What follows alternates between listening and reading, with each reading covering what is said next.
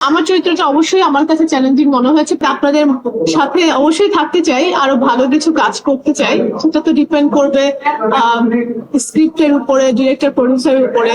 তারা যদি মনে করে যে আমাকে নিয়ে ভালো স্ক্রিপ্ট আমার পছন্দ হলে অবশ্যই সামনে কাজ করবো। আসলে আমাদের দেশে হচ্ছে আর্জেন্টিনা, ব্রাজিল, এই দুইটা দেশ সবচেয়ে বেশি প্রেফার করে। অবশ্যই ভালো লাগছে। আর সেটা আমি যেটা বলবো যে জার্নি তো আসলে যে মুভি করলাম, আমাদের একটা 5 বছর আগে শুটিং শেষ হয়েছে অলমোস্ট, কিছুটা বাকি ছিল। সো এটা তো অবশ্যই একটা চ্যালেঞ্জিং ছিল যে কবে আপনাদের সামনে মুভিটা উপস্থাপন হবে। সো হলো, এটা একটা জার্নি শেষ হলো।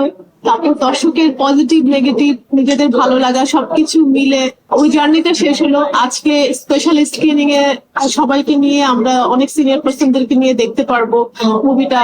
সো সবকিছু মিলে আসলে অনুভূতিটা অন্যরকম মাসুদ রানার সাথে।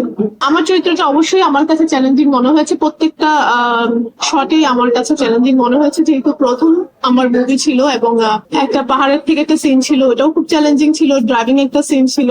তো আমার কাছে চ্যালেঞ্জিং মনে হলেও করার পর অবশ্যই এখন যখন স্ক্রিনে দেখতে পাচ্ছি, এটা ভীষণ ভালো লাগছে।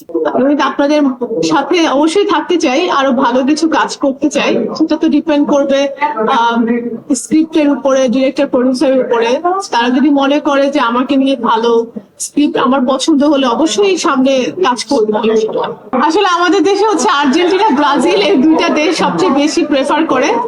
বাট আসলে আমি সকার খেলা এবং ফুটবল খেলাটা, আমি সব দলের খেলা দেখতে ভীষণ পছন্দ করি, ছোটবেলা থেকে, ক্রিকেট থেকেও বেশি। তো স্পেসিফিক কোনো নাম বলতে চাই না, কারণ ওই যে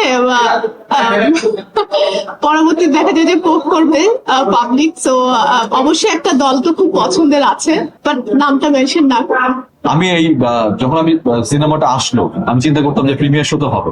এর আগে থেকে আমার ড্রিম ছিল যে প্রিমিয়ার শোতে আমি কি পরে যাবো, এটা একটা ড্রিম ছিল। মেয়েদের থাকে নর্মালি, বাট আমার সামও ছিল এই ড্রিমটা। কি ড্রেস পরে যাবো এটা নিয়ে ছিল, আমার একটা কনফিউশন ছিল।